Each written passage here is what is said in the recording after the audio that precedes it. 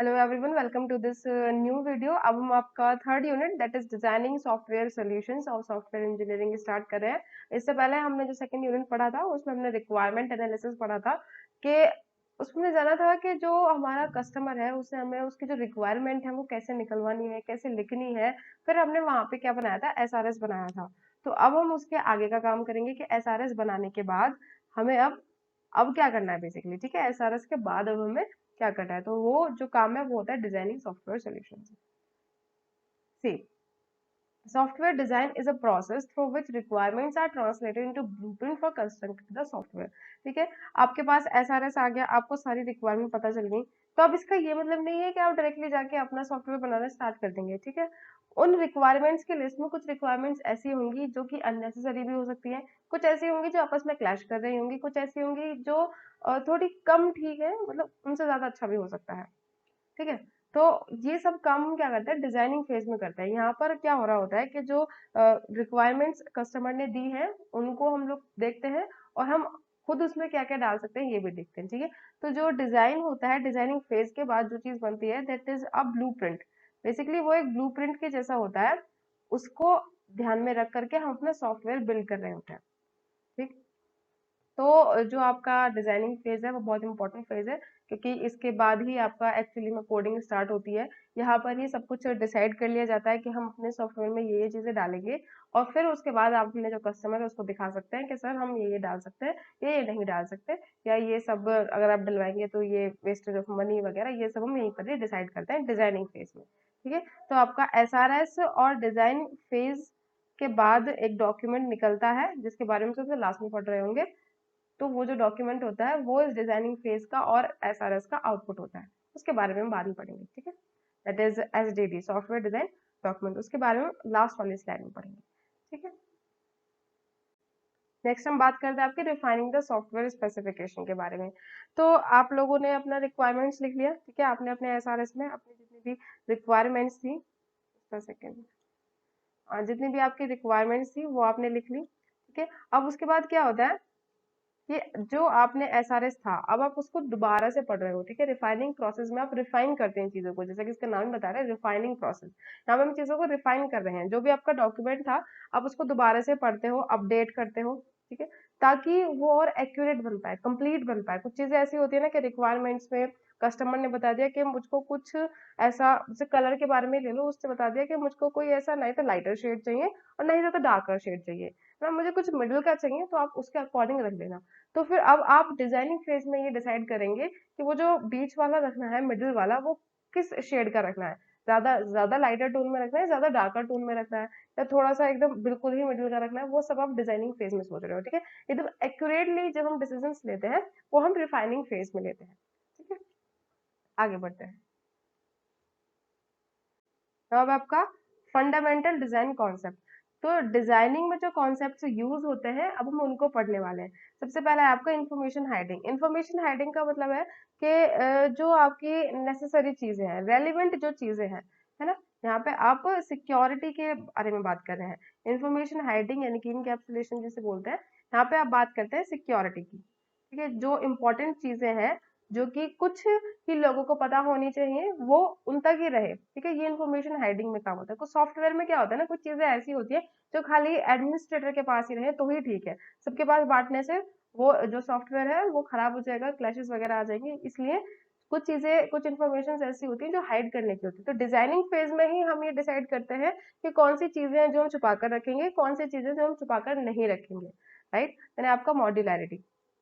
Modularity है आपका concept कि आप डिजाइनिंग फेज में ही डिसाइड करेंगे कौन कौन से मॉड्यूल्स बनेंगे।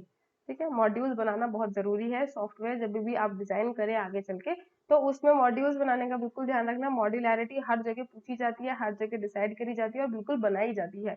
मॉड्यूलैरिटी आपके सिस्टम में होना बहुत ज्यादा जरूरी है। देन है आपका रिफैक्टरिंग का मतलब होता है कि जब आप उसको एक्चुअली में चेंज ना करके, है ना, मतलब उसका जो काम है आप उसको चेंज नहीं कर रहे, बस उसका काम करने का तरीका आप चेंज कर रहे हैं, उसको और ज्यादा इम्प्रूव कर रहे हैं। रिफैक्टरिंग में बस इतना ही होता है कि अगर आपका जो कस्टमर है उसने आपको बता दिया कि मुझको ये काम करवाना है, ठीक है, और इस तरीके से आपको काम करना, ठीक है। उसने पूरा प्रोसेस बताया कि सर आप इस तरीके से ये वाला काम करना, पर आपको पता है कि ये वाला काम इतने सारे स्टेप्स ना लेकर के कुछ कम स्टेप्स में हो सकता है, तो आप वो भी बिल्कुल यहाँ पे इम्प्लीमेंट कर रहे होंगे डिजाइनिंग फेज में, that is known as refactoring. Then आपका एब्स्ट्रैक्शन, एब्स्ट्रैक्शन जो होता है वो इंफॉर्मेशन हेडिंग नहीं होता, वो आपका डेटा हेडिंग होता है, राइट। यहाँ पे आप क्या कर रहे होते हैं, जो आपका इररेलेवेंट डेटा है, जिसको जानना जरूरी नहीं है, आप उसको हाइड कर देते हैं, ठीक है। जैसे कि आपने ऑब्जेक्ट ओरिएंटेड में पढ़ा था, गाड़ियों में जो भी सिस्टम्स लगे हुए होते हैं उनका हमें जानना जरूरी नहीं है कि चाबी लगाने से इंजन स्टार्ट कैसे होता है, हमें ये जानना बिल्कुल जरूरी नहीं है, बस हमारे लिए इतना जानना जरूरी है, चाबी लगाने से इंजन स्टार्ट होता है, गाड़ी स्टार्ट हो जाती है, बस बात खत्म। हमें सिर्फ इतना जानना है। तो एब्स्ट्रैक्शन का मतलब होता है इररेलेवेंट जो भी डेटा है हम उसको छुपा कर रखें, उसको दिखाने से सिस्टम का जो है वो यू नो स्पेस ही बढ़ेगा और कुछ नहीं होना, तो उसको छुपा कर हम लोग रखें। यानी आपका आर्किटेक्चर, आर्किटेक्चर तो भैया वही है कि सबसे ज्यादा बेसिक बिल्डिंग ब्लॉक है आर्किटेक्चर जो है आपका डिजाइनिंग में। आप ईंटें लगा रहे हैं बेसिकली अपने सॉफ्टवेयर की, तो आर्किटेक्चर तो बस वही है कि अपना काम हम स्टार्ट कर रहे हैं, उसमें चीजें लगा रहे हैं। यानी आपका रिफाइनमेंट, रिफाइनमेंट का मतलब होता है कि उसको और ज्यादा अच्छा करो, बदलाव ला सको, है ना। ठीक है, रीफैक्टरिंग में क्या था कि आउटपुट तो सेम रहेगा पर उसमें प्रोसेस अलग हो जाएगा। रिफाइनमेंट में ऐसा हो सकता है कि जो यू नो टेक्नोलॉजी पहले चल रही थी वो अब नहीं चल रही, है ना, तो उसको उसके अकॉर्डिंग चेंज करके, जैसे कि आपके पास कोई कस्टमर आया अभी का कोई गेम बनाने के लिए, तो मुझे अभी गेम बनवाना है ऐसा ऐसा, ठीक है। आपके पास कहीं से न्यूज आई कि वो जब तक आपका जो सिस्टम है, जो सॉफ्टवेयर है, जो गेम है वो तैयार होकर के निकलेगा, तब तक थोड़ा सा चेंज आ जाएगा टेक्नोलॉजी में, तो आप उसको चेंज कर सकते हैं, रिफाइन कर सकते हैं, that is known as refinement. And then है फिर आपका पैटर्न। आप अपने पूरे सॉफ्टवेयर में एक पैटर्न नोट करो कि पैटर्न क्या है, कि यहाँ पे क्या क्या चीजें हैं जो आपस में एक दूसरे को रिलेट करेंगे, that is known as pattern basically, है ना। आपस में चीजें किस तरीके से रिलेट कर रही हैं वो रिलेट करवाना डिजाइनिंग फेज में ही होता है, पैटर्न में, ठीक। अब हम आगे बढ़ते हैं। अब हम बात करते हैं आपके आर्किटेक्चरल डिजाइन की। आर्किटेक्चरल डिजाइन में क्या होता है कि जहां पर हम ना बेसिकली मॉड्यूल्स के बारे में बात करें, मेजर मॉड्यूल्स के बारे में, बड़े बड़े मॉड्यूल्स के बारे में, कि ये जो सॉफ्टवेयर है इसमें ये मॉड्यूल्स होंगे और ये किस तरीके से काम करेंगे, इनका क्या क्या काम होगा, क्या क्या रिस्पॉन्सिबिलिटीज होंगी, ये आपस में किस तरीके से रिलेट करेंगे, ठीक है। तो आर्किटेक्चरल डिजाइन में बेसिकली क्या होता है कि ये यहाँ पर बहुत सारे मॉड्यूल्स है, ये क्या काम करने वाले हैं हम ये जानते हैं इसमें, और ये आपस में किस तरीके से रिलेट करेंगे, कम्युनिकेट करेंगे, ये जानते हैं हम आर्किटेक्चरल डिजाइन में। तो आर्किटेक्चरल डिजाइन में ये दो नए कॉन्सेप्ट आ जाते हैं, that is your coupling and cohesion, जिसके बारे में मैं आपको जस्ट ऑफ दिस स्लाइड बता रही हूँ। Treat modules as the black box, sorry ये मैंने कट कर दिया, जस्ट अ सेकेंड।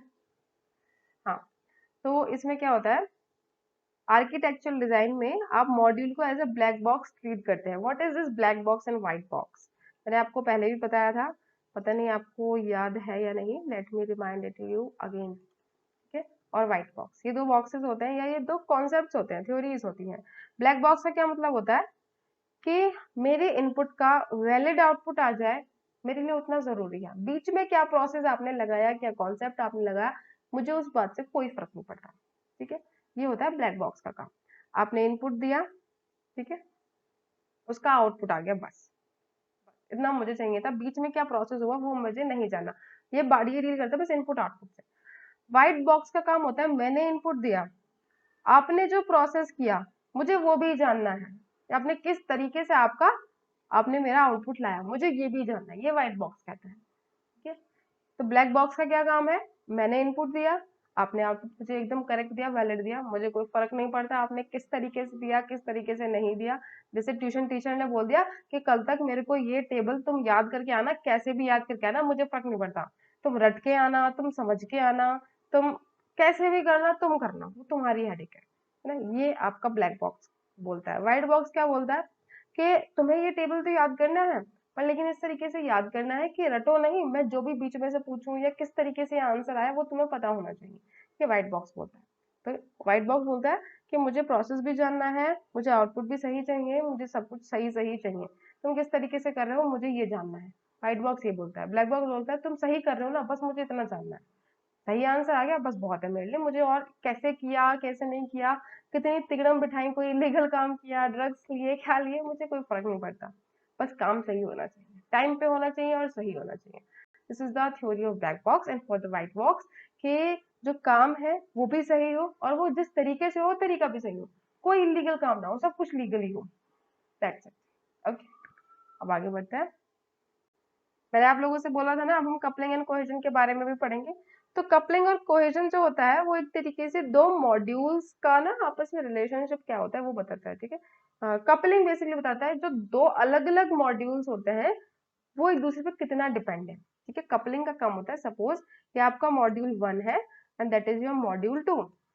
तो ये जो दोनों मॉड्यूल हैं ये आपस में कितना रिलेटेड है, कितना डिपेंडेंट है, रिलेटेड भी नहीं, कितना डिपेंडेंट है एक दूसरे पे, है ना। कि अगर एक बंदा कहीं चला जाता है तो दूसरे वाले पे कोई फर्क पड़ेगा या नहीं पड़ेगा, ये जानना चाहते हैं, ठीक है। ये कपलिंग होती है कि अगर एक मॉड्यूल चला जाता है तो दूसरा वाला मॉड्यूल काम कर सकता है या नहीं, ये डिपेंडेंसी होती है। तो कपलिंग का जो मेन मोटो ये है कि अगर आपकी कपलिंग ज्यादा होगी वो वर्स्ट केस होता है, राइट। कपलिंग ज्यादा नहीं होनी चाहिए, जिंदगी में भी और सॉफ्टवेयर में भी किसी के ऊपर डिपेंडेंसी ज्यादा नहीं होनी चाहिए। इस तरीके से को याद करना कि हम अगर किसी के ऊपर डिपेंडेंट हो जाते हैं, अपनी लाइफ को अगर किसी और एक पर्टिकुलर इंसान के ऊपर सौंप देते हैं तो it will create a help to you all, ठीक है। तो इसलिए जितनी भी कपलिंग होगी वो कम होगी, वो उतना ही बेस्ट होगा। Less coupling is the best case.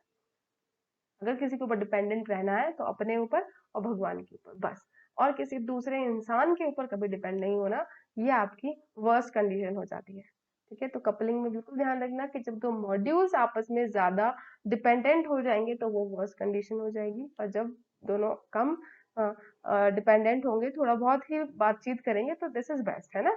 अगर आप आपस में आपके आसपास जितने भी लोग हैं उन लोगों से हल्की बहुत बातचीत करेंगे तो वो बेस्ट है।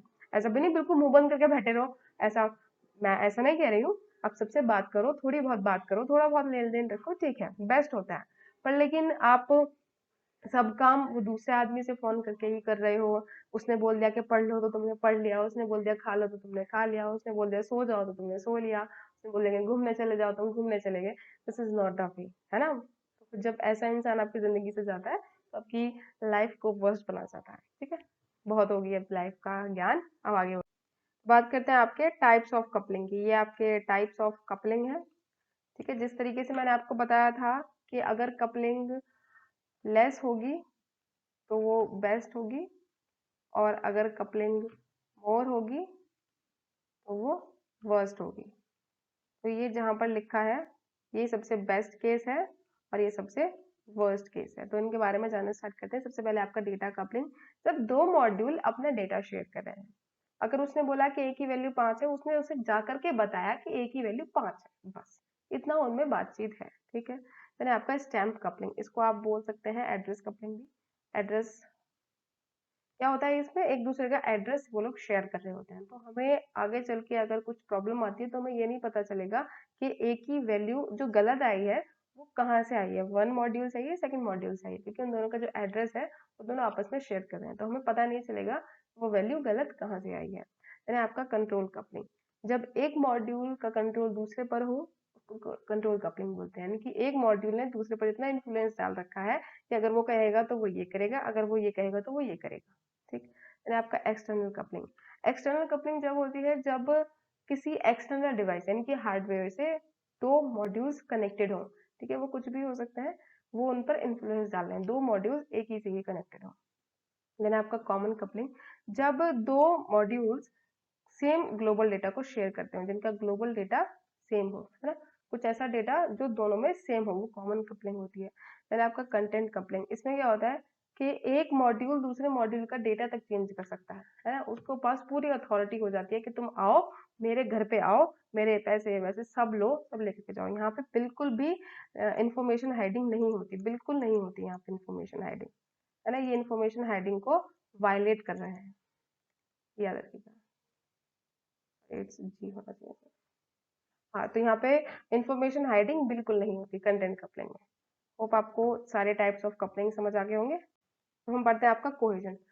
कपलिंग में क्या था कि एक मॉड्यूल दूसरे मॉड्यूल पर कितना डिपेंडेंट है, पर यहाँ पर ऐसा नहीं है। कोहेजन में क्या होता है कि एक मॉड्यूल जो है वो आपस में कितना इंटर रिलेटेड है, उसके जितने फंक्शन है, एक मॉड्यूल में अलग अलग फंक्शंस होते हैं, तो वो फंक्शंस आपस में कितना इंटर रिलेटेड है, ये यहाँ पे हम कोहेजन में बात करते हैं। जैसे कि कपलिंग में था, अगर कपलिंग कम होगी तो वो बेस्ट होगी, यहाँ पर उल्टा है, कपलिंग कम, कोहेजन कम होगा तो वो वर्स्ट केस होगा, और कोहेजन ज्यादा होगा तो वो बेस्ट केस होगा। ठीक, तो कोहेजन में क्या होता है कि जब सेम मॉड्यूल के फंक्शंस आपस में कितने डिपेंडेंट है, हम वो उसकी पढ़ाई करते हैं, that is known as cohesion. तो बात करते हैं आपके टाइप्स ऑफ कोहेजन की। ये हाई है और ये लो है, ये बेस्ट है, ये वर्स्ट है। ठीक है, जैसे जैसे नीचे जाते जाएंगे तो इसकी लो की कैटेगरी बढ़ती जाएगी। ठीक है, फंक्शन कोहेजन क्या होता है कि जब आपके मॉड्यूल में, एक मॉड्यूल में दो जो फंक्शंस है वो आपस में इस तरीके से रिलेटेड है कि वो सारा एक जो टास्क है वो सब मिलके ही कर पाएंगे। अगर उनमें से एक भी बाहर गया तो वो टास्क कंप्लीट नहीं होगा। तो ये बहुत ज्यादा है कि अगर इन सारा के सारे जो फंक्शंस हैं वो एक साथ इस वजह से रखे हुए हैं क्योंकि अगर इनमें से एक भी बाहर जाता है तो एक टास्क जो है वो कंप्लीट नहीं हो पाएगा। That is function cohesion. फिर आपका सीक्वेंस कोहेजन, जब फंक्शंस जो हैं वो एक साथ इसलिए रखे जाएं क्योंकि वो एक सीक्वेंस फॉलो कर रहे हैं कि पहले ये काम होगा, फिर ये काम होगा, फिर ये काम होगा, इस तरीके से वो सीक्वेंस की वजह से एक दूसरे के साथ है। अगर पहले ये हुआ है तो फिर दूसरी बार यही होगा, या कुछ भी हो जाए, वो सीक्वेंस की वजह से एक दूसरे के साथ है। फिर है उसका कम्युनिकेशनल। कम्युनिकेशनल होता है कि जब आपके जो दो फंक्शंस हैं वो एक दूसरे के साथ इसलिए हैं क्योंकि वो एक दूसरे से कम्युनिकेशन कर पा रहे हैं ठीक से, है ना, अच्छा उन दोनों के बीच में कम्युनिकेशन है। फिर है आपका प्रोसीजरल कोहेजन। इसमें क्या होता है कि जब जो फंक्शंस हैं वो एक दूसरे के साथ इस वजह से हैं क्योंकि वो एक प्रोसीजर फॉलो कर रहे हैं, है ना। प्रोसीजर इस तरीके से कि अगर जो ये वाला काम हो गया तो ये काम करना जरूरी है, फिर इसके बाद दूसरा काम नहीं होगा, है ना। और अगर ये हो गया तो फिर ये वाला करना जरूरी है। वो एक सीक्वेंस नहीं है, वो एक प्रोसीजर की तरह है कि ये वाला काम हुआ तो ये करना है। अगर केस ए आता है, सपोज कि अगर केस ए आता है तो फिर हम प्रिंट करवाएंगे हेलो, और अगर केस बी आता है, जस्ट इग्नोर माई राइटिंग, तो हम प्रिंट करवाएंगे हाय। ठीक है, तो ये इस तरीके का है, ये एक प्रोसीजरल है कि अगर ए आता है तो हेलो, अगर बी आता है तो हाय। तो ये इस वजह से एक दूसरे के साथ रिलेटेड है। सीक्वेंस में क्या है कि वो एक पूरा सीक्वेंस चलेगा, वो अलग ही नहीं हो सकते एक दूसरे से। राइट, देन है आपका टेम्पोरल। टेम्पोरल वो बस टाइम की वजह से एक दूसरे के साथ है कि अगर इस टाइम पर ये वाला काम हुआ है तो इस वाले टाइम पर ये वाला फंक्शन एग्जीक्यूट होना चाहिए, बस वो टाइम की वजह से एक दूसरे के साथ है। लॉजिकल, लॉजिकल इस वजह से क्योंकि कुछ फंक्शंस हैं एक मॉड्यूल में जिन दोनों का लॉजिक जो है वो सेम है, वो बस इसी वजह से एक दूसरे के साथ है क्योंकि वो उनका जो लॉजिक है दोनों का वो सेम है। अगर लॉजिक अलग हो जाता है तो वो दोनों अलग हो जाएंगे। फिर है आपका कोइंसिडेंशियल। कोइंसिडेंशियल इस वजह से कि कोइंसिडेंटली वो लोग एक दूसरे के साथ हैं, हो सकता है मेमोरी में उन दोनों की जगह सेम हो, बस ये कोइंसिडेंस की वजह से, इसमें कुछ खास नहीं है, बस एक दूसरे से गलती से टकरा के बस बात इतनी है और कुछ नहीं। ठीक, नाउ अब आपका प्रिलिमिनरी और हाई लेवल डिजाइन। इस डिजाइन में क्या होता है कि जो आपका प्रॉब्लम है वो मॉड्यूल्स में एकदम डिवाइड कर दी गई है। अब अलग अलग मॉड्यूल को हम स्टडी करेंगे। पहले हमने क्या देखा था कि जो मेजर मॉड्यूल्स हैं हम उनको पढ़ रहे हैं, अब और ज्यादा डाउनली हम मॉड्यूल्स को पढ़ रहे होंगे। ठीक है, तो इस वाले स्टेज का जो आउटकम निकलेगा that is your program architecture. ठीक है, प्रोग्राम आर्किटेक्चर इसका आउटपुट निकलेगा। यहाँ पर हम लोग एकदम अच्छे से डिकम्पोज करके मॉड्यूल्स को अलग अलग से उनको पढ़ रहे हैं। ठीक है, design representation technique use in this stage are structure chart and UML. इनके बारे में हम बाद में पढ़ेंगे, इसमें पढ़ेंगे, बाद में पढ़ेंगे। तो हाई लेवल डिजाइन में क्या होता है कि हम मॉड्यूल्स को अच्छे से पढ़ रहे हैं, क्या वो मॉड्यूल्स में क्या काम हो रहा है, उनमें क्या क्या फंक्शंस यूज हो रहे हैं, किस तरीके से रिलेट कर रहे हैं फंक्शंस आपस में, ब्ला ब्ला ब्ला। ठीक है, आगे advantages of modular architecture. Modular architecture ये है ना। तो इसके क्या क्या एडवांटेजेस हैं, इजी टू अंडरस्टैंड। जब मॉड्यूल्स में डिवाइड होगा, समझो एक बंच ऑफ, एक ही पेपर है जिसपे सारा कुछ आपका नोट्स लिखे हैं, आपको अब पढ़ना है इसमें से, थोड़ा सा डिफिकल्ट हो जाएगा। अब आप इसको अलग अलग मॉड्यूल्स में डाल दो, अलग एक पेज, फिर दूसरा पेज, फिर तीसरा पेज, तो आप उसको पढ़ भी पाओगे जल्दी से और आपको आसान भी लगेगा, समझ में भी आएगा। डिजाइन और डॉक्यूमेंट करना आसान होता है क्योंकि मॉड्यूल्स हैं, तो एक मॉड्यूल को फटाफट से डिजाइन और डॉक्यूमेंट करते हैं, फिर दूसरे मॉड्यूल को, फिर तीसरे मॉड्यूल को अलग अलग करना होता है, तो वो आसान हो जाता है। कोड एंड टेस्ट करना भी आसान है क्योंकि टेस्टिंग में इस वजह से आसान है कि आपको पता चल जाएगा कि इस वाले मॉड्यूल की गलती है तो बस इसी को चेक करना है। पर अगर वहीं आप सारे को, सॉफ्टवेयर को एक साथ लिखते हैं तो उसमें समझ ही नहीं आएगा कि कहाँ पर गलती है, और एक गलती की वजह से आपको पूरा कोड चेक करना पड़ेगा। देन आपका easy to maintain. Easy to maintain हो गई, छोटी छोटी चीजों को मेंटेन करना बहुत ज्यादा आसान होता है। ठीक, अब है आपका यूएमएल के बारे में पढ़ लेते हैं, यूनिफाइड मॉडलिंग लैंग्वेज, ये एक लैंग्वेज है, जिस तरीके से आपने और भी लैंग्वेजेस पढ़ी है वैसे ही ये लैंग्वेज है। यहाँ पर क्या होता है कि हम ना अपना बहुत सारे डायग्राम्स को यूज करते हैं, है ना, बहुत सारे डायग्राम्स को हम यूज करते हैं। तो is a powerful visual modelling language use to represent the design of software system. Software system का जो डिजाइन है उसको रिप्रेजेंट करने के लिए यूज करते हैं। यहाँ पे हम बहुत सारे डायग्राम्स पढ़ते हैं, अलग अलग डायग्राम होते हैं, उनको हम यूज करते हैं अलग अलग रिलेशनशिप्स वगैरह आपस में दिखाने के लिए। It provides a standardised way to visualise various aspects of a system. UML diagram helps model software solutions, application structure, system behaviour, business processes. ठीक है, तो यूएमएल एक लैंग्वेज है जहाँ पे हम बहुत सारे डायग्राम्स के बारे में पढ़ते हैं, जो कि हमारी design of the software system को करने में हेल्प करते हैं ना, डिजाइनिंग में हमारी हेल्प करते हैं। बस आपको इतना ही पता होना चाहिए कि यूएमएल क्या होता है। वो एक लैंग्वेज होती है जिसमें बहुत सारे डायग्राम्स को हम पढ़ेंगे, जो कि हमारी डिजाइनिंग में हेल्प करती है, क्योंकि अलग अलग डायग्राम्स है तो हम उनको अलग अलग कंडीशन में, अलग अलग सिचुएशंस में यूज कर सकते हैं। तो अब इन डायग्राम्स के बारे में पढ़ लेते हैं। तो अब बढ़ते हैं आगे, बात करते हैं आपके डायग्राम्स की। डायग्राम्स को आपने पहले भी देखा था यूएमएल में, जैसे कि मैंने आपको बताया था कि यूएमएल में हम जो क्या करते हैं डायग्राम्स के बारे में पढ़ते हैं। हमारे पास अलग अलग टाइप के डायग्राम होते हैं। सबसे पहला है इसमें क्लास डायग्राम। देखिए आप लोगों ने क्लासेस पढ़ी हैं, ठीक है, तो जो हमने ऑब्जेक्ट ओरिएंटेड में क्लासेस पढ़ी थी ना, ये वही वाली क्लास के बारे में बात कर रहे हैं। The fundamental building block of object oriented solutions, it depicts classes, their attributes, operations and relationships. Class diagram में क्या होता है कि जितनी भी क्लासेस होती है ना आपके फंक्शन, आपके प्रोग्राम में टोटल, वो उन सारी क्लासेस में आपस में क्या रिलेशनशिप है, क्या ऑपरेशंस है, क्या एट्रीब्यूट्स है, वो सब बताता है। क्या बताता है आपका जो क्लास डायग्राम है, वो आपके पास जो जितनी भी क्लासेस हैं आपके पूरे प्रोग्राम में, उनका आपस में क्या रिलेशनशिप है, क्या वो काम करेंगी, क्या ऑपरेशन है उनकी, वो सब वो आपको क्लास डायग्राम बताता है। Second one is your component diagram. ये आपके illustrates the structure relationship among components in software system. अलग अलग जो सिस्टम्स होते हैं, जो सॉफ्टवेयर होता है, उनमें अलग अलग कंपोनेंट्स होते हैं, तो वो कंपोनेंट में जो रिलेशनशिप है वो बताता है। देन आपका डिप्लॉयमेंट डायग्राम, वो आपके हार्डवेयर कॉन्फ़िगरेशन के बारे में बताता है, राइट, कि share the hardware configuration and software deployment across multiple machines, के किस किस मशीन पे मतलब कि किस किस मशीन पे आपका जो बेसिकली जो सिस्टम है वो चल सकता है, वो ये वाला डायग्राम बताता है। ऑब्जेक्ट डायग्राम, वो आपका क्लास डायग्राम के ही तरह होता है, पर लेकिन ऑब्जेक्ट जैसे कि क्लासेस के जैसे ही होते हैं, पर उनसे अलग क्या होता है कि वो रियल लाइफ एंटिटी से डील कर रहे हैं। वहीं जो क्लास होता है वो ब्लूप्रिंट होता है। तो ऑब्जेक्ट डायग्राम जो होता है वो रियल वर्ल्ड की चीजों पर फोकस कर रहा होता है।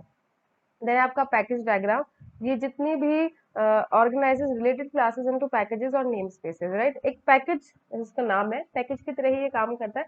जितनी भी एक जैसी चीजें हैं उनको एक पैकेज में डाल देता है ना। इस डायग्राम की हेल्प से हम क्या करते हैं कि जितने भी एक जैसी चीजें हैं ना, उनको एक ही पैकेज में डाल देते हैं। जैसे कि आपको किसी सॉफ्टवेयर में कोई एक क्लास है जो कि किसी के गाड़ी के, एक कार के मॉडल पे काम कर रही है, तो उसमें उसका कलर, जितने भी बाहरी चीजें हैं वो आप एक पैकेज में डाल सकते हैं, जितनी भी लॉजिकल चीजें वो आप एक पैकेज में डाल सकते हैं। वहीं कोई आपकी अलग अलग व्हीकल्स हैं, जैसे कि गाड़ी का सारा कुछ आप एक पैकेज में डाल दीजिए, सारी क्लासेस, बाइक की सारी क्लासेस आप एक पैकेज में डाल दीजिए। इसी तरीके से अलग अलग पैकेज में आप डाल सकते हैं। देन आपका profile diagram represents stereotypes, tagged values and constraints applied to UML elements. यहाँ पे जितनी भी टैग्ड वैल्यूज हैं, जितने भी कंस्ट्रेंट्स आप यूज करते हैं यूएमएल में, वो यहाँ डाले जाते हैं। देन आपका कंपोजिट स्ट्रक्चर डायग्राम, ये आपका जो क्लास का इंटरनल स्ट्रक्चर है, राइट, उसको दिखाता है। ठीक है, आपका जो क्लास है उसका इंटरनल जो स्ट्रक्चर है उसके बारे में बताता है कि इसमें कितने सारे इंटीजर वैल्यू है, क्या फ्लोट वैल्यू है, कितने सारे वेरिएबल्स हैं, क्या क्या चीजें हैं, क्या क्या फंक्शंस यूज हो रहे हैं, ये सब आपको कंपोजिट स्ट्रक्चर्स बताते हैं। देन आपका अगला है use case diagram, models interaction between actors, users और external system and the system. Use case diagram में क्या होता है कि इसको यूज कौन करने वाला है, इंटरेक्शन किनके बीच में होने वाला है, वो बताता है। देन आपका activity diagram, visualise this workflows, business processes and system behaviour. Activity जैसे इसका नाम ही बता रहा है कि वर्क फ्लो क्या होगा, बिजनेस प्रोसेसेस कैसे काम करने वाले हैं सॉफ्टवेयर में, ये सब आपको ये बताता है। देन आपका state machine diagram represent the states and transitions of an object और सिस्टम। ये आपका जो ऑब्जेक्ट का स्टेट है वो कौन सी स्टेट में है, और उसका जो ट्रांजिशन है वो किस किस स्टेट में जा सकता है, क्या कर सकता है क्या नहीं, ये सब बताता है। देन आपका सीक्वेंस डायग्राम के जो ऑब्जेक्ट है वो एक एक टाइम पे किस तरीके से इंटरेक्शन करने वाला है ये बताता है आपका सीक्वेंस डायग्राम। एक के बाद एक क्या होगा, फिर कौन सा ऑब्जेक्ट कॉल होगा, फिर किस ऑब्जेक्ट के कौन से फंक्शन को हम डील कर रहे होंगे, इस तरीके से। जैसे कि आप कोई भी एग्जांपल ले सकते हैं। कहीं भी आप खाना खाने जाते हैं तो क्या होता है, आप पहले अपना ऑर्डर देते हैं, एक सीक्वेंस चल रहा है ना, आप पहले अपना ऑर्डर देते हैं, ऑर्डर आता है, आप खाते हैं, फिर बिल पे करते हैं। कहीं कहीं क्या होता है कि आप लोग पहले बिल पे कर देते हैं, फिर खाना आता है और आप फिर खाना खाते हैं और अपना चले जाते हैं। ठीक। यानी आपका कम्युनिकेशन डायग्राम, इसमें क्या होता है कि जो ऑब्जेक्ट के अंदर इंटरेक्शन है या जो मैसेज का फ्लो है वो कहाँ हो रहा है और किस तरीके से हो रहा है, ये बात आपकी जो होती है वो कम्युनिकेशन डायग्राम में हो रही होती है। ठीक है। यानी आपका इंटरेक्शन ओवरव्यू डायग्राम, ये क्या करता है, जितनी भी आपकी एक्टिविटी और सीक्वेंस होते हैं उन सबको कंबाइन कर देता है, एक हाई लेवल, एक ऊपर से दिखाता है आपको। ठीक है ना। आपका इंटरेक्शन ओवरव्यू डायग्राम क्या करता है, आपको एक ओवरव्यू ही देता है। वो आपको ऐसे बड़े बड़े जितने भी एक्टिविटीज होंगी, जितने भी सीक्वेंसेस होंगे ना, उन सबको एक जगह ला के रख देगा और उनके बीच में क्या इंटरेक्शन हो रही है हाई लेवल पे दिखाता है। वो ऊपर की तरफ से आपको दिखाता है, डीपली आपको नहीं दिखाता, आपको अंदर तक नहीं पता चलता कि अंदर ये एक्चुअली में कौन किससे कितना ज्यादा इंटरेस्टेड है। बस इतना पता है कि हाँ ये इससे बात कर रहा है, ये इससे बात कर रहा है। जैसे कि आप लोग अपनी क्लास में ही देख लीजिए, जो जो आप लोग जो फ्रेंड्स होते हैं, जो क्लासमेट्स होते हैं, आप लोगों को बाहर से ही पता होती है ना कि हाँ ये इससे भी बात करता है, ये इससे भी बात करता है। पर लेकिन जो किसी एक पर्टिकुलर इंसान का जो बेस्ट फ्रेंड होगा उसको ज्यादा पता होगी कि ये किससे कितनी ज्यादा बात करता है ना। तो वो लो लेवल पे व्यू रख रहा है। और आप लोग, क्योंकि आप लोग सिर्फ क्लासमेट्स हो, है ना, जैसे 3 लोग हैं, 2 आपस में क्लासमेट्स हैं और एक बीच वाले का बहुत अच्छा बेस्ट फ्रेंड है, तो क्या होता है ऐसे में कि जो क्लासमेट है वो तो बस इतना ही जानता है, हाँ इससे भी बात कर लेता है, उससे भी कर लेता है, हाई लेवल आप व्यू देख रहे हैं। बट जो उसका बेस्ट फ्रेंड है वो सब अच्छे से जानता है कि ये किससे बातें करता है, किससे बातें नहीं करता, कौन इसे पसंद है, कौन इसको पसंद नहीं, ईच एंड एवरीथिंग। देन आपका टाइमिंग डायग्राम, ये आपका timing constraints and life lines, ये सब टाइमिंग के बारे में बताता है कि किस टाइम पे कौन सा वर्क होना है, कब आगे क्या पीछे। ये सारे आपने पढ़ लिए डायग्राम्स, मैंने पढ़ा भी दिए, ठीक से आपने पढ़ भी लिए। मैंने इन पे फोकस ज्यादा इसलिए नहीं डाला क्योंकि ये आपके सिलेबस में नहीं है, मैंने सिर्फ ये आपकी जानकारी के लिए बताए हैं। अगर आपको इनके बारे में ज्यादा पढ़ना है तो प्लीज मुझे बता देना, मैं वो भी कर दूंगी। पर लेकिन ये आपके सिलेबस में नहीं थे तो इसलिए मैंने सिर्फ आपको थोड़ा सा ओवरव्यू दिया, है ना। अगर ये एग्जाम में आ जाते हैं तो आप उनको लिखते हैं, जैसे कि यूएमएल के बारे में आ जाता है, तो आप क्या लिखेंगे, उसमें लिखेंगे जैसे कि डायग्राम्स जो यूज होते हैं वो कौन कौन से होते हैं, तो आप वहां पर इन्हें डाल सकते हैं। ठीक है, सारे नहीं, 1-2 डाल दीजिएगा जो आपको याद रहे। बाकी होप आपको सब ठीक से समझ आ गया। अगर इसमें से कुछ समझ नहीं भी आया है तो it's okay, it's really very okay, क्योंकि आपके सिलेबस में नहीं है, ये सिलेबस में बिल्कुल भी नहीं है, ये नहीं आने वाला। ठीक है, ये मैंने सिर्फ आपकी नॉलेज के लिए पढ़ा है। तो अब बात कर लेते हैं आपके स्ट्रक्चर्ड चार्ट्स की, राइट। आप लोगों ने फ्लो चार्ट पढ़े थे, है ना, फ्लो चार्ट हम सबने पढ़े हैं। तो जो फ्लो चार्ट है उसी की तरह ही आपका स्ट्रक्चर चार्ट भी होता है, स्ट्रक्चर चार्ट या स्ट्रक्चर चार्ट। इसमें क्या होता है कि 2 मॉड्यूल के अंदर क्या रिलेशनशिप है वो ये आपको बताता है। ठीक है, 2 मॉड्यूल्स के अंदर क्या रिलेशनशिप है वो ये आपको बताता है, शेप्स का और सिंबल्स का यूज करके। फ्लो चार्ट में तो हम ये करते थे, हम ये यूज करते थे, ट्रेपीजियम यूज करते थे, ओवल यूज करते थे, रेक्टेंगल यूज करते थे। इसी तरीके से आपके स्ट्रक्चर चार्ट में भी कुछ सिंबल्स यूज होते हैं, कुछ आपके शेप्स यूज होते हैं 2 मॉड्यूल्स के बीच।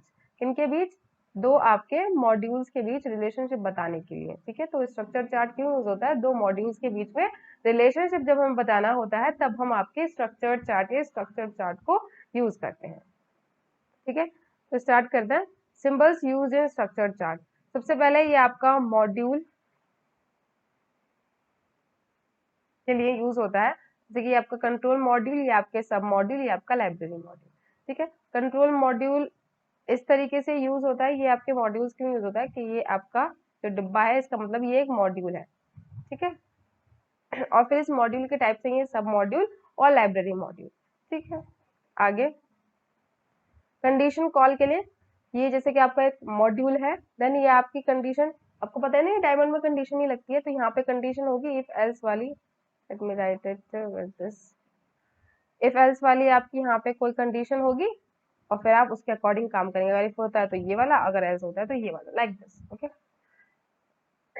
देन है आपका लूप वाला, राइट, कि कंट्रोल मॉड्यूल के लूप में चलता जाएगा, है ना। ये आपको ये दिखा रहा है कि इस तरीके से जब आप इसको लेके गए हैं तो ये आपको ये दिखा रहा है कि लूप में चलता रहेगा। ठीक है, फिर ये वाला काम होगा, फिर ये वाला होगा, इस तरीके से आपके डायग्राम्स हैं। देन आपका डेटा फ्लो, जब डेटा फ्लो होता है एक मॉड्यूल से दूसरे मॉड्यूल में, तो ये वाला सिंबल बनाते हैं, ठीक है, आपका ये वाला सिंबल बनाते हैं। प्लीज इनको याद रखिएगा कि डेटा फ्लो में और कंट्रोल फ्लो में क्या डिफरेंस है। कंट्रोल फ्लो का सिंबल ऐसा होता है, डेटा फ्लो में क्या होता है कि ये जो है आपका जो एरो बन रहा है ये यहाँ पे इस तरीके से गोल होता है डेटा फ्लो में, राइट। और जब ये बात आपकी कंट्रोल फ्लो की आ जाती है तो ये आपका इस तरीके से फिल हो जाता है, इसमें कंट्रोल फ्लो में। इसको प्लीज ध्यान रखिएगा कि डेटा फ्लो और कंट्रोल फ्लो में क्या डिफरेंस है। तो ये जितने भी मैंने आपको सिंबल्स पढ़ाए, control flow, data flow, loop वाला कि लूप किस तरीके से ये काम करता है, ठीक है, ये है खाली आपका लूप का, ये जो बन रहा है ना इसका मतलब है कि यहाँ पे लूप लगा हुआ है, ठीक है। और ये वाला जो है इसका मतलब है कि यहाँ पे एक कोई कंडीशन लगी हुई है, ठीक है, उसके बाद ये सब प्रोग्राम अपने आगे चलते रहेंगे, रिलेशनशिप है इनका, राइट। तो होप आपको ये सारे समझ आ गए, इतने ही इसमें है आपके स्ट्रक्चर चार्ट में, यही सब सिंबल्स वगैरह है कि किस किस टाइम पे आप कौन कौन से को यूज कर सकते हैं, राइट। देन आपका डिटेल डिजाइन, अब डिटेल डिजाइन के ऊपर बात कर लेते हैं थोड़ी सी कि क्या होती है। Once the high level design is complete a detail design is undertaken. High level design में हम अभी तक हमने जितना भी पढ़ा वो हाई लेवल डिजाइन था, अभी बात हो रही है डिटेल डिजाइन की। तब आपका डिटेल डिजाइन के ऊपर हम काम करना स्टार्ट कर देते हैं जब हमारा हाई लेवल डिजाइन कंप्लीट हो जाता है। डिटेल डिजाइन में क्या करते हैं कि हर एक मॉड्यूल को अच्छे से परखा जाता है, राइट, उसका डेटा स्ट्रक्चर, उसका एल्गोरिथम ढंग से पढ़ा जाता है, ढंग से डाला जाता है, ठीक है। The stage outcome is documented in the form of module specification document, right. हर एक मॉड्यूल को आप ढंग से पढ़ेंगे, ढंग से समझेंगे, अच्छे से उसका एल्गोरिथम लिखेंगे, राइट, उसके डेटा स्ट्रक्चर्स के बारे में पढ़ेंगे, उसके बाद आप उस स्टेज का जो आउटकम निकलेगा that is your module specification document. Detailed design से हर एक मॉड्यूल का एक डॉक्यूमेंट निकलेगा that is module specification document. इस डॉक्यूमेंट में लिखा होता है कि हर एक मॉड्यूल जो है वो क्या क्या काम कर रहा है और किस तरीके से कर रहा है, राइट। तो डिटेल डिजाइन आपको समझ आया कि यहाँ पे हम क्या कर रहे हैं कि हर एक मॉड्यूल को ढंग से एग्जामाइन करेंगे और फिर आपका एक डॉक्यूमेंट तैयार करेंगे, ठीक। चलिए तो बात करते हैं आपके प्रोसीजरल डिजाइन की, राइट।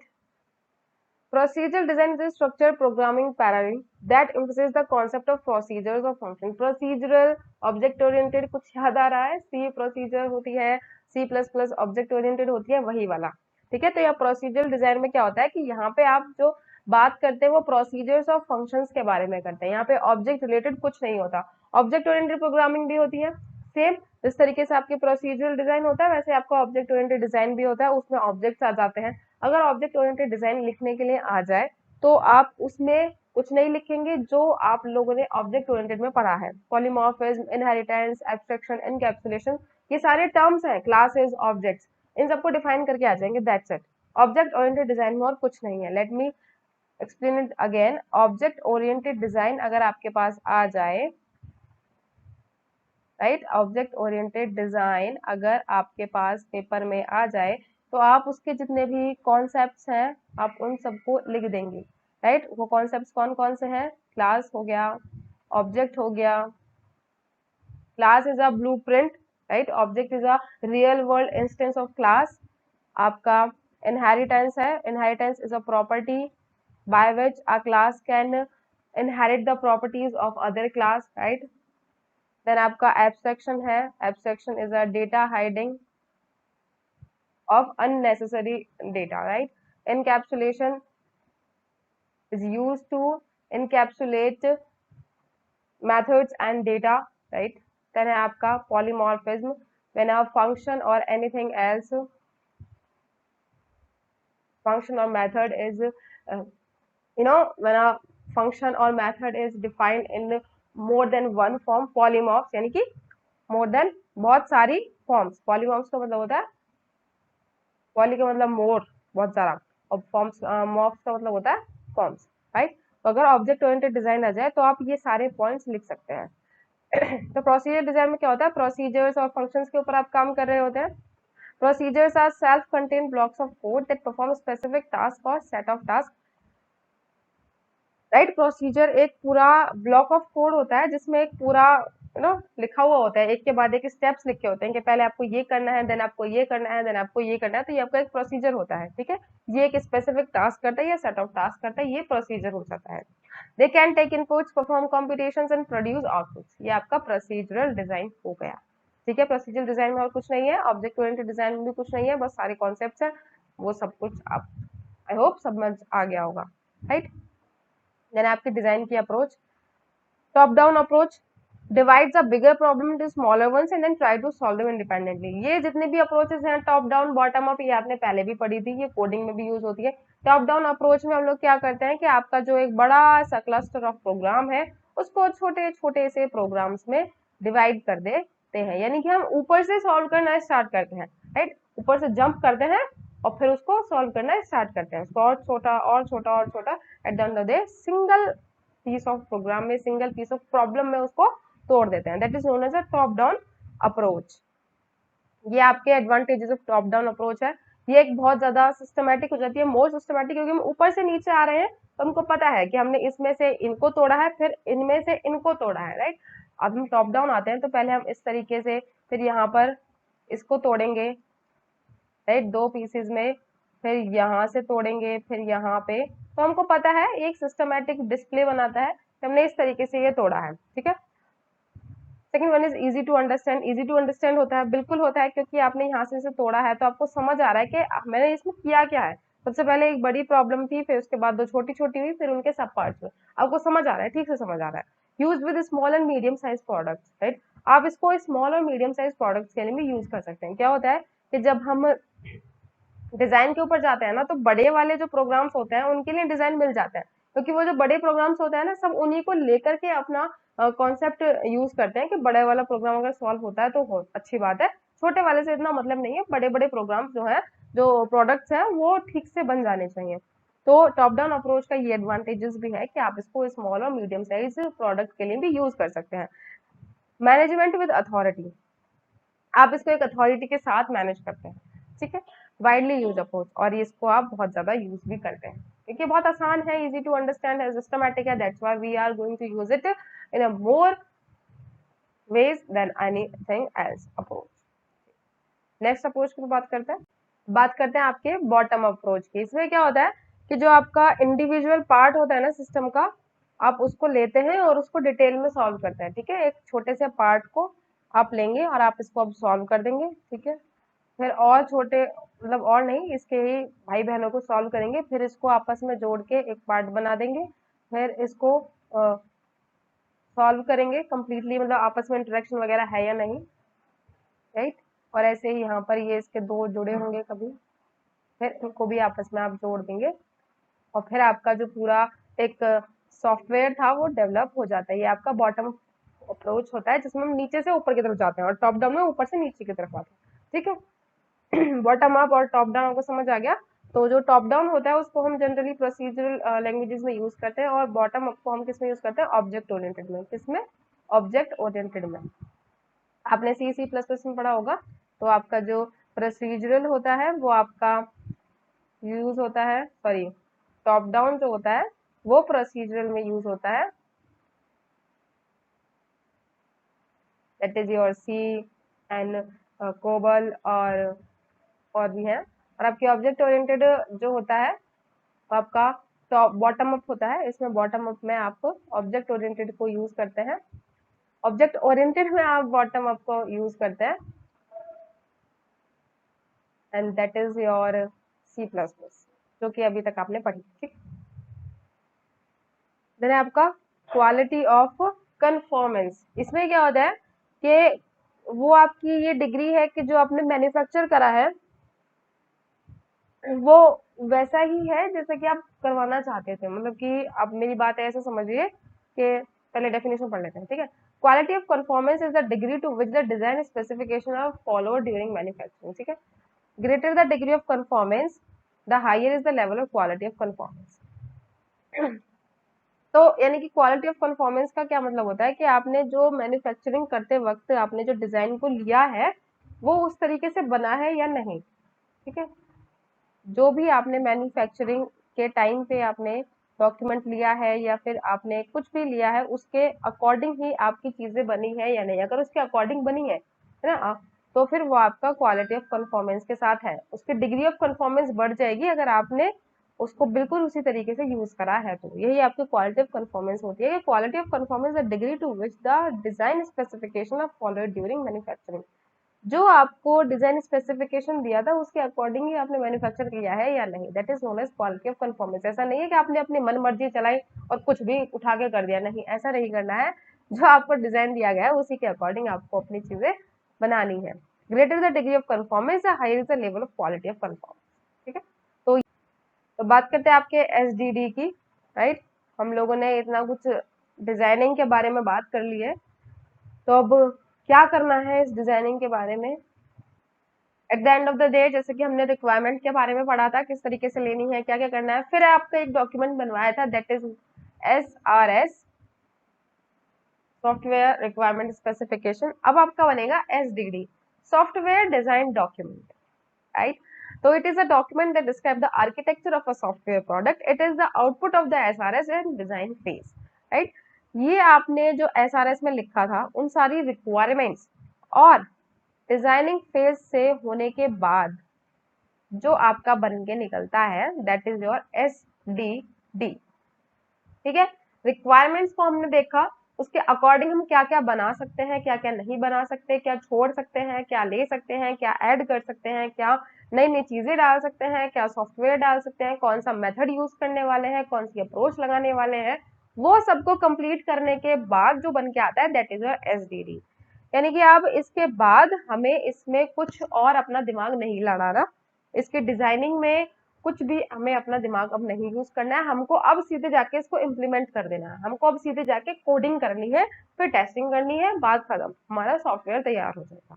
ठीक है, तो डिजाइनिंग जो फेज होता है that is a very crucial phase, क्योंकि यहाँ पे हम हमारा जो रिक्वायरमेंट है जो हमने लिया है उसके ऊपर पूरा काम कर रहे होते हैं कि इस रिक्वायरमेंट को हमको डालना है या नहीं डालना, हमको क्या छोड़ना है, क्या चीजें होंगी जो इस सॉफ्टवेयर को और भी ज्यादा इनहेंस कर देंगी, और क्या चीजें हैं जो आपस में क्लैश कर रही है जिनको हमको छोड़ देना चाहिए, ड्रॉप आउट कर देना चाहिए, या कौन सी चीजें हैं जो अननेसेसरी है या जो over a period of time कुछ अनयूजुअल क्रिएट कर देंगी, उनको हम अभी छोड़ सकते हैं डिजाइनिंग फेज में, ताकि हमें आगे चल के कोई प्रॉब्लम क्रिएट ना हो। ठीक है, इस SDD को आप अपने जो कस्टमर है उसको दिखा सकते हैं और उसके अकॉर्डिंग अपना डिजाइनिंग के बाद अपना काम शुरू कर सकते हैं। Review of performance to software requirement and quality.